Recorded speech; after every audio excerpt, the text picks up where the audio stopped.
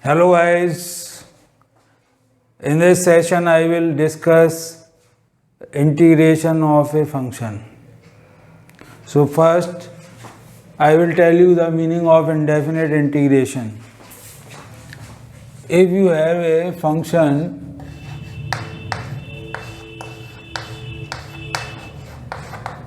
phi x plus c, if we differentiate and we get a function fx, then this function phi x plus c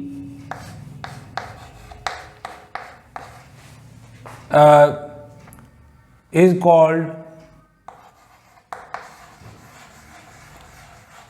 antiderivative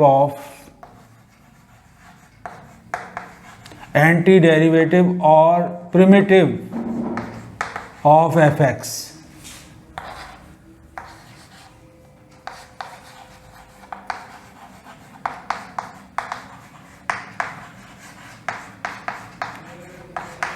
And this reverse process of getting this function from this fx is known as integration.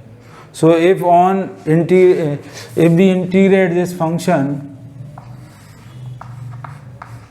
then we get phi x plus c.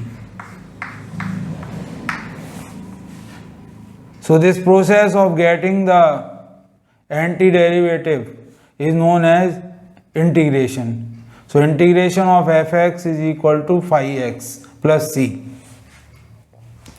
So now let us take one more example. If we differentiate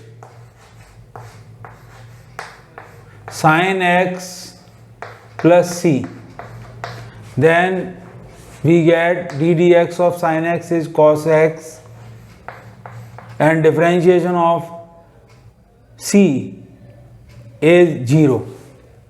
Now from this, if we obtain sin x plus c from this function, this reverse process is called integration, and this function is called integrand.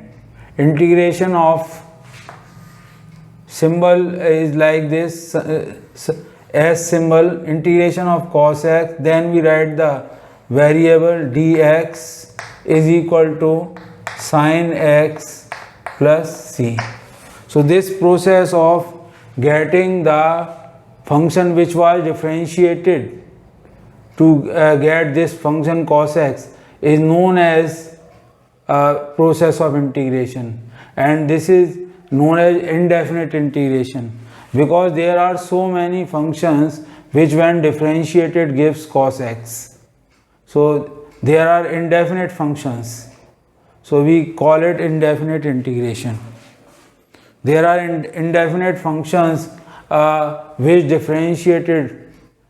we differentiate, means sin x plus some constant, maybe sin x plus 1, sin x plus 2, sin x plus 100. So hundreds of indefinite functions which when we differentiate we get cos x. So this reverse process is known as indefinite integration. Now I will tell you some of the important formulas of indefinite integration. Now first formula, dx of x raised to the power n plus c.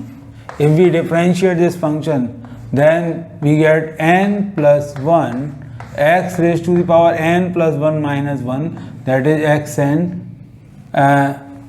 Now the formula of integration is x and dx. X and dx. Dx represent the variable, and this differentiation process is now replaced by this integration. So x plus 1, x and dx is equal to xn plus 1 upon n plus 1. N is not equal to minus 1 here. d dx of e raised to the power x plus c is equal to e raised to the power x. So integration of e raised to the power x, and then we write the variable dx with respect to x is equal to ex plus c.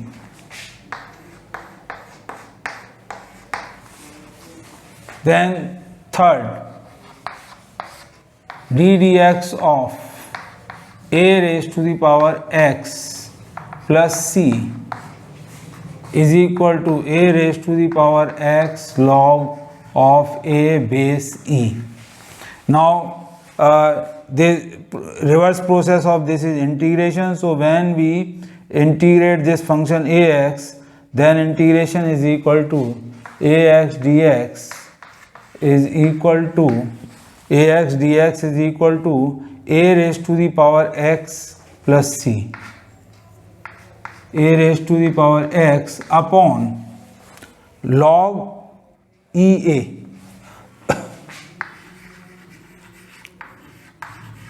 plus c.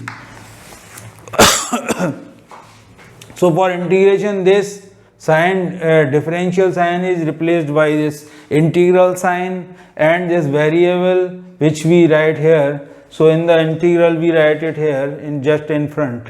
So integration of ax dx is equal to a raised to the power x log of a base e. Now next, let us consider some trigonometric formulas. As you know, d dx of sin x plus c is equal to cos x. So on differentiating this function, we get this function. The reverse process, that is how we from which function we get cos x. So that process is known as integration. So cos x and then integral sign is obtained by differentiating which function, sin x plus c. So is equal to sin x plus c. Now cos d dx of cos x plus c is equal to minus sin x. So integration of sin x, that is the reverse process of from which by differentiating which function we get sin x. That process is known as integration. So in place of d sin, we will put this integration sign. Variable, here we have differentiated with respect to as d dx. Here we will write the variable in front. So sin x dx is equal to minus cos x plus c, minus cos x plus c. Similarly, d dx of tan x is sec square x. If we differentiate, d dx of tan x plus c is equal to sec square x. So this sec square x is obtained by differentiating this function. So the reverse process from which function we get sec square x is known as integration. Integration of sec square x, and this sec square x when we differentiate this function with respect to x, so we will write here dx is equal to tan x and plus c. So in the first 6 formulas I told you how we get the formulas of integration. Now directly I will write the formulas of integration. Now 7th formula, integration of sec x tan x dx is equal to sec x plus c. Integration of cosec x dx, cosec x cot x dx is equal to minus cosec x plus c. 9th formula, integration of cosec square x dx is equal to minus cot x plus c. Next, integration of tan x dx is equal to integration of tan x is equal to minus log cos x plus c, or we can write here log of sec x plus c. Integration of cot x dx is equal to log of sin x plus c. Next, integration of sec x dx is equal to log of sec x plus mod sec x plus tan x plus c. Integration of cosec x dx is equal to log of cosec x minus cot x plus c.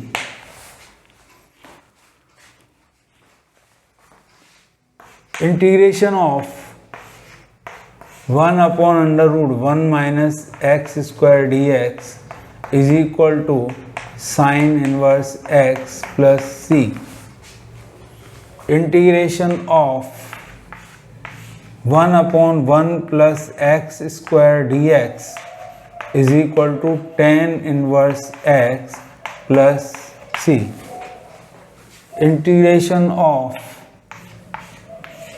1 upon x under root x square minus 1 dx is equal to sec inverse x plus c. Integration of minus 1 upon under root 1 minus cos x square dx is equal to cos inverse x, or we can also cos inverse x plus c, or we can also write this as minus sin inverse x plus c.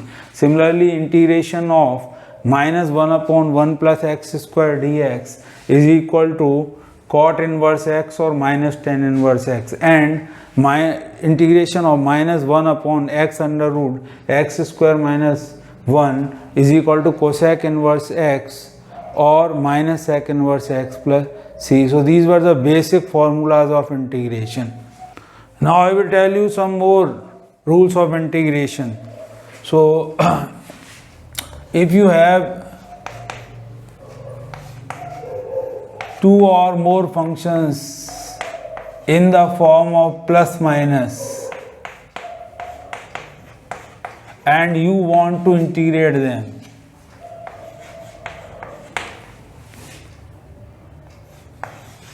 and then integration of first function, then the plus minus sign, integration of second function, plus minus integration of third function.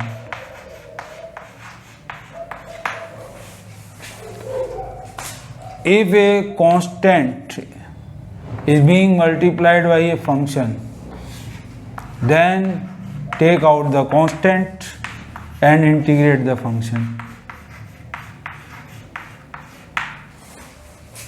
I will illustrate these rules by taking some examples.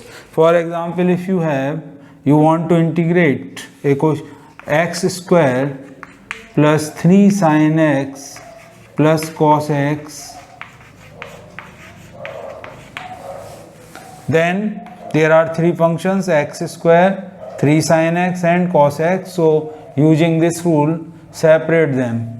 Integration of x square dx plus integration of 3 sin x dx plus integration of cos x dx.